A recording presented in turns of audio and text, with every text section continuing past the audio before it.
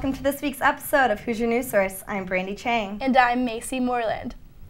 IUDM, Indiana University's famous dance marathon fundraiser, is just around the corner. Each year, the event raises money for Riley Children's Hospital.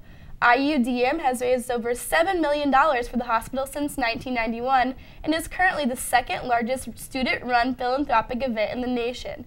The event will take place in the Hyper Building from 8 o'clock p.m. on Friday, November 12th, and will end at 8 o'clock a.m. on Sunday, November 14th.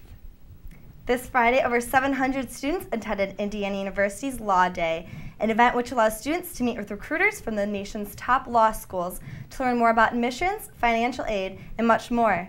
Nancy Tyree has the story.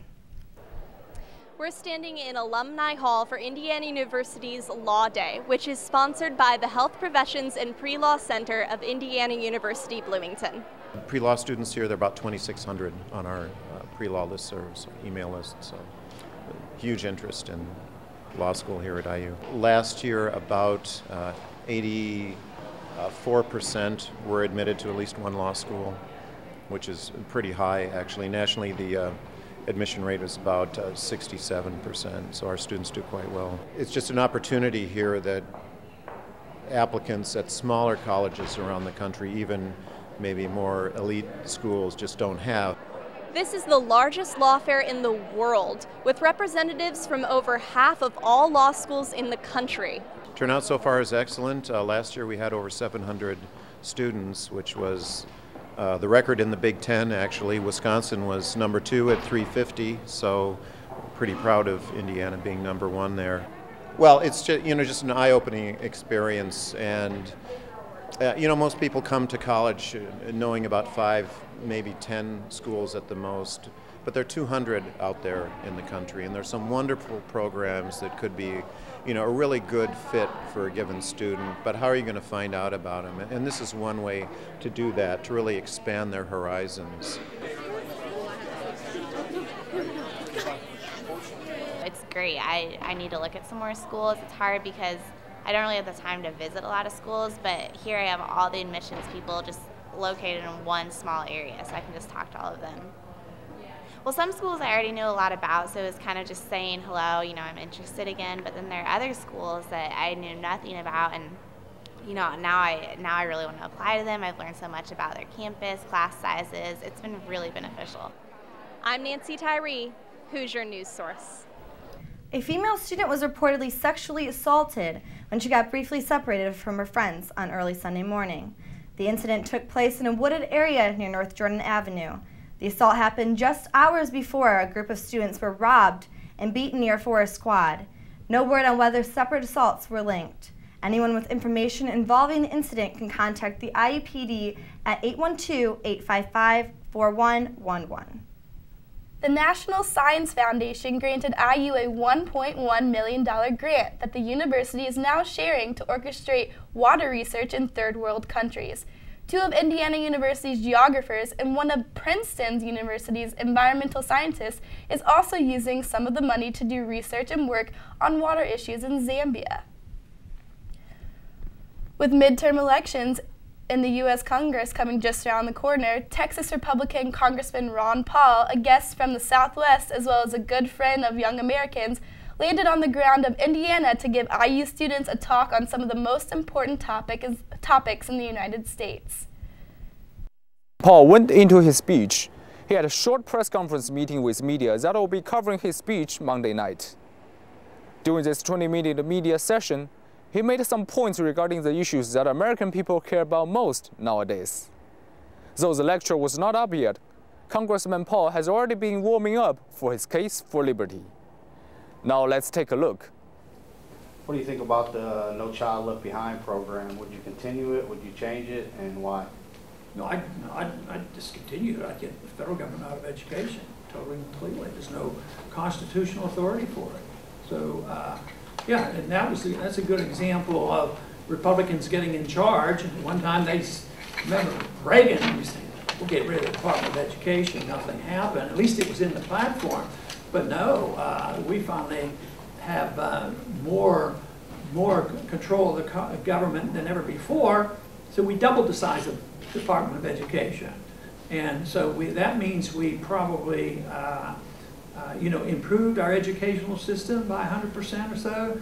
Not likely. The money went up, the quality went down. So, well, I think Obamacare is a disaster. I think it's will further our rapid pace into total bankruptcy, and it makes the quality of care much worse, and it causes the costs to go way up, and it makes the doctors very unhappy, and the patients are going to be waiting in line. So in many ways, the fancy talk about Obama caring about the poor, he cared more probably about the insurance companies, because the insurance companies, the drug companies, and the bureaucrats who manage care, they all got protected. The patient was not protected. The quality of care is going down. The lines are going to get longer, and the doctors are going to be dropping out, as they have been systematically over the years. Well, he asked about how do I think the young people and the students in particular will react and participate in what's going on right now, more so than ever. And I've always been fascinated with looking at current history as well as reading history. When significant changes come, it's not usually people who are in retirement age that go out on the streets and wave banners. And it's usually the young people who can see into the future, who wonder about the future, and it's college kids that get out and bring about changes. Will it be the students that say, we don't need the government doing all this? Or will it be like some of the countries in Europe is, we demand more? If a country comes along and saying that your education isn't a right, you don't get it for free, and you have to pay a little bit more, and then they go and start rioting and objecting. The other side of it is recognizing that there's nothing for free, and if they study history, they'll find out that not too many years ago, I went to school at a time when it was an automatic idea that government wasn't going to help me or take care of me. But right now, what I find, and hopefully I get reinforcement of this tonight, is that young people are willing to look at it, because I talk about personal liberty.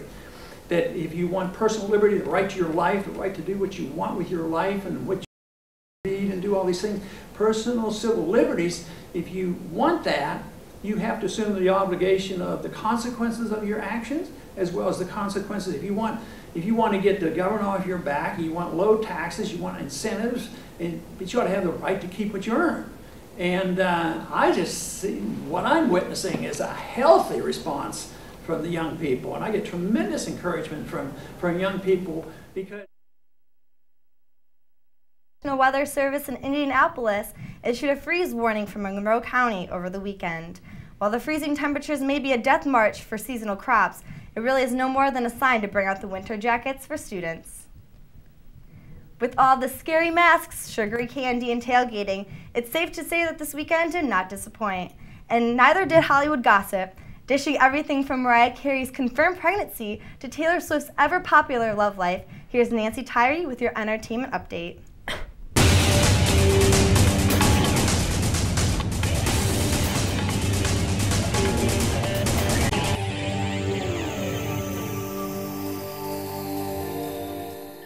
I'm Nancy Tyree, bringing you all the best and most ridiculous news in movies, music, television, and of course, good old celebrity gossip. So let's get started. In movie news, this week Gucci announced that they were making a new line of designer glasses. No surprise there. But what sets these shades apart from every other overpriced pair is that Gucci's glasses are 3D. That's right, they've created a pair of glasses specifically for the purpose of looking cool while watching 3D movies.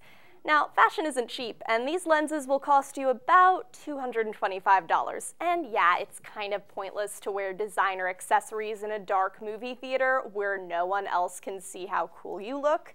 But hey, isn't it worth it to know that you're the most stylish person in your screening of Jackass 3D? In celebrity news, Mariah Carey finally announced on the Today Show that last Thursday that she is pregnant. Hollywood insiders have been speculating that she was expecting for months now, so this is hardly a surprise. But it's still good news for Carey and her husband, Nick Cannon. So congratulations, Mariah. Just do me a favor and please don't name your baby something cute like Rainbow, Honey, Butterfly, Carey Cannon, because trust me, That ain't cute. Moving on.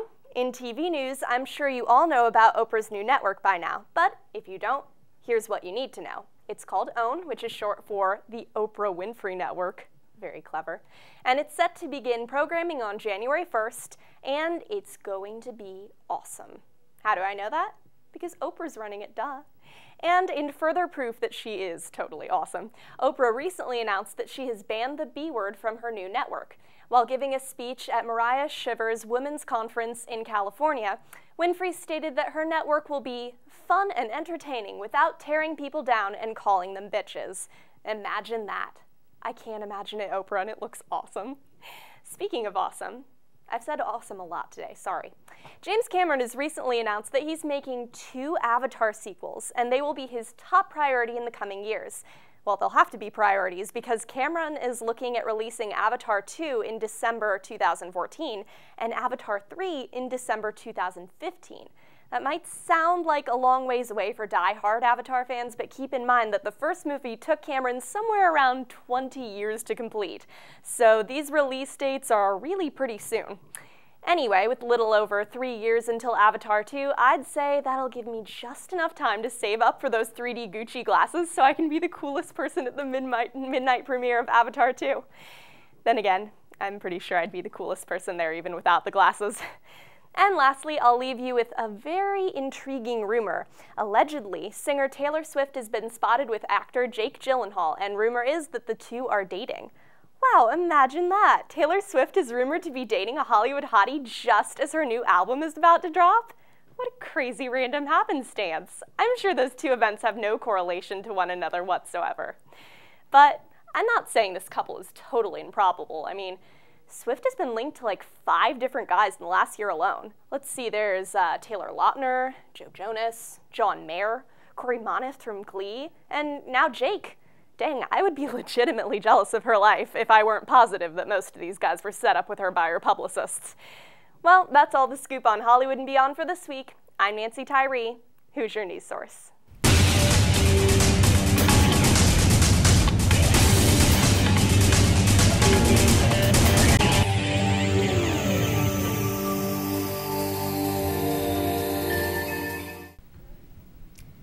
Two powerful bombs sent from Yemen were reportedly designed to blow up a U.S.-bound aircraft before they were intercepted by British and United Arab Emirates authorities. Forensic analysis of the bombs disguised in computer printers indicated they were constructed by a member of Al-Qaeda. The same individual is believed to have built the devices used in 2 previous attempted attacks, including a failed attempt to blow up a U.S. airliner last December. Apple filed a lawsuit against Motorola in Wisconsin last Friday for breaking a large part of the patents related to the iPhone's touchscreen.